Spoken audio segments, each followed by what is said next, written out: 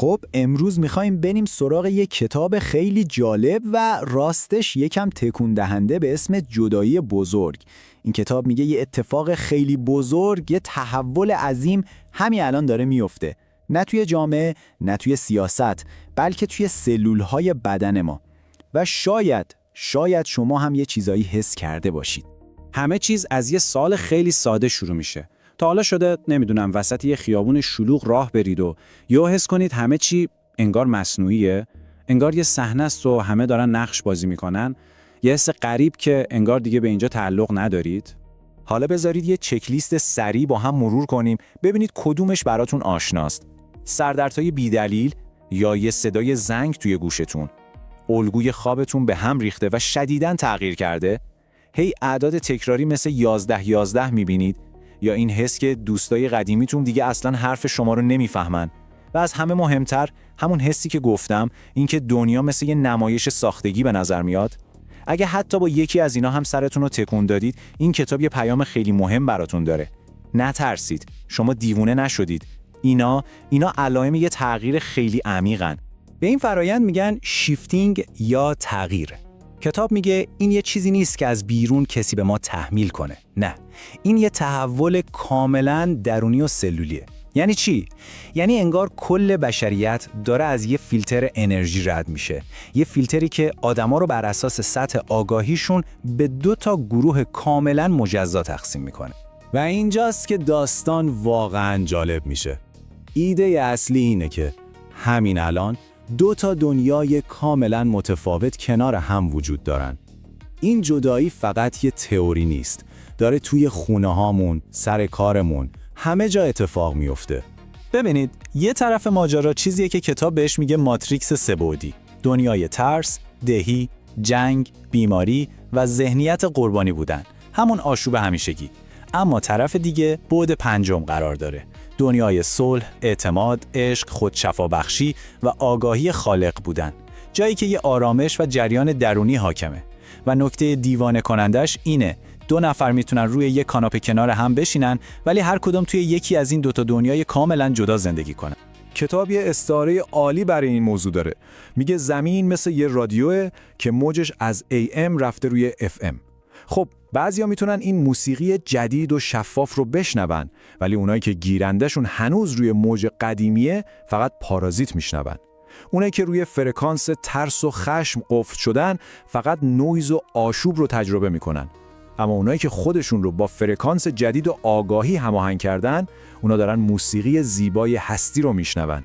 خب فکر نکنید این تغییر فقط یه چیز ذهنی و روانیه ها. نه، بدن فیزیکی ما هم وسط این ماجراست. کتاب میگه خیلی از این علائم فیزیکی عجیبی که شاید دارید تجربه میکنید نشونه بیماری نیستن، بلکه علائم یه آپگرید، یه ارتقاء بیولوژیکی هستن. مثلا همین زنگ زدن گوش، خیلی‌ها تجربهش میکنن و خب طبیعتاً نگران میشن. اما از این دیدگاه این اصلاً یه مشکل پزشکی نیست. این در واقع صدای سیستم عصبی شماست که داره آپگرید میشه، داره ولتاژش رو بالا میبره تا بتونه داده‌های جدید از ابعاد بالاتر رو دانلود و پردازش کنه. یا مثلا سرگیجه و خستگی شدید. اینا به قول معروف دردهای رشده. مغز و بدن شما دارن خودشون رو از نو تنظیم میکنن تا بتونن واقعیت‌های چند بعدی رو درک کنن. و اینجا کتاب یه ایده خیلی رادیکال رو مطرح میکنه. میگه بدن ما داره از ساختار مبتنی بر کربن به یه ساختار کریستالی تبدیل میشه. چرا؟ برای اینکه بتونه فرکانس‌های بالاتر نور و اطلاعات رو توی خودش نگه داره. این یه جهش بیولوژیکیه. ولی خب این سفر همیشه هم گل و بلبل نیست. به هر حال سیستم قدیمی، همون ماتریکس، بیکار نمیشینه. تمام تلاشش رو میکنه که شما رو توی فرکانس پایین نگه داره. حالا بیایم ببینیم این تلاهاش چی هستن. ماتریکس خیلی هوشمنده. دقیقاً میدونه چطور بهتون حمله کنه. با چی؟ با حواس پرتی و ترس. مثلا یه بحران مالی براتون درست میکنه یا یه درام خانوادگی راه میندازه. از اون طرف اخبار جنگ و ویروس ها رو توی صورتتون میکوبه تا بترسید. بین آدما تفرقه میندازه، چپ و راست، زن و مرد، و یه تله خیلی خطرناک. این ایده که اگه به فکر نجات خودت باشی، آدم خودخواهی هستی. همه اینا یه هدف دارن. فرکانس شما رو بیارن پایین و شما رو برگردونن توی چنگ خودش. و از بین همه اینا تله احساس گناه شاید از همه کشنده تر باشه. سیستم مدام توی گوشتون میخونه که اگه فقط به فکر خودت باشی خودخواهیه. اما کتاب با این جمله فوق‌العاده این دروغ رو باطل میکنه. یه نجات غریق که خودش داره غرق میشه به درد هیچ کس نمیخوره. خیلی ساده است نه؟ شما اول باید خودتون رو نجات بدید تا بتونید به بقیه کمک کنید. خب پس راه حل چیه؟ قرار نیست با سیستم بجنگیم. راه حل مدیریت انرژی خودمونه. یعنی چی؟ یعنی تبدیل بشیم به یه ناظر بی‌طرف. وقتی خبرهای بد و آشوب رو می‌بینید، به جای اینکه از نظر احساسی درگیر بشید و عصبانی یا غمگین بشید، فقط نواهش کنید بدون اینکه اجازه بدید وارد قلبتون بشه. کتاب میگه وقتی شما واکنش احساسی نشون نمیدید، دیگه انرژی برای سیستم باقی نمیمونه که ازش تغذیه کنه و اون وقته که شما آزاد میشید. و اما میرسیم به شاید سخت‌ترین قسمت این سفر، جدایی از عزیزان. ببینید وقتی فرکانس و ارتعاش شما بالا میره، یه فاصله‌ای بین شما و آدمای اطرافتون که هنوز توی فرکانس قدیمی هستن ایجاد میشه. به این میگن عدم تطابق ارتعاشی. یه بخش طبیعی ولی خب خیلی دردناک از این فراینده. انگار شما دارید به یه زبون دیگه حرف میزنید و متاسفانه آگاهی خیابون یه طرف است. دیگه نمیشه برگشت عقب. اما اگه از این تله‌ها و چالش‌ها عبور کنیم چی؟ اون طرف ماجرا چه خبره؟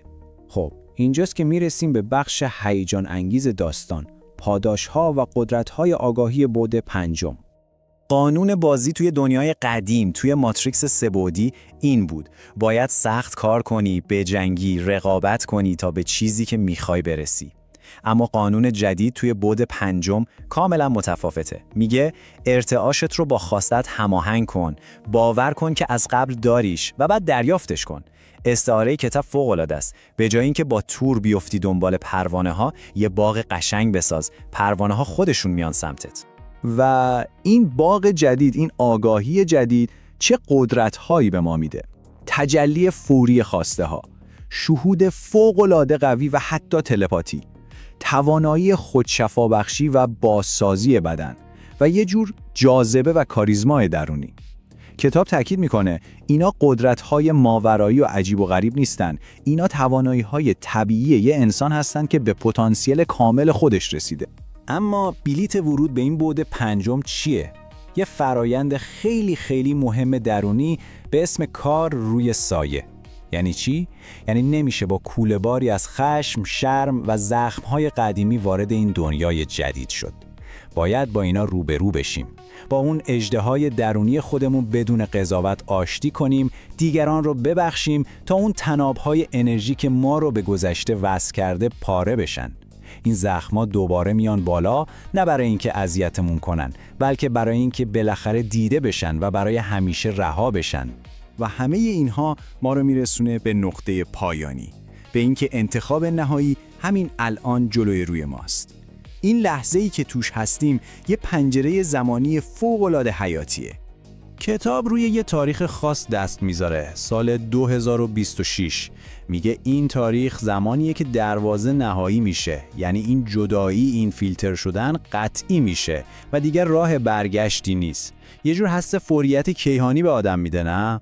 اما مهمترین پیام کتاب اینه: شما همون کسی هستید که منتظرش بودید. دیگه منتظر یه ناجی از آسمون نباشید. هیچ سفینه فضایی یا ابرقهرمانی قرار نیست بیاد ما رو نجات بده. قدرت این تحول تمام و کمال درون خود ماست و این نقل قول مستقیم از کتاب همه چیز رو خلاصه میکنه. قهرمان همون کسیه که توی آینه داره بهت نگاه میکنه. شما برای همین لحظه، برای همین گذار بزرگ اینجایید. پس قهرمان توی آینه است و تمام بررسی ما از ایده های کتاب جدایی بزرگ به همین یک سوال ختم میشه. یه دعوت برای نگاه کردن به درون، یه یادآوری که قدرت این تغییر همیشه دست خودتون بوده. سوال این نیست که آیا این اتفاق میفته یا نه. سوال اینه: شما آماده ای؟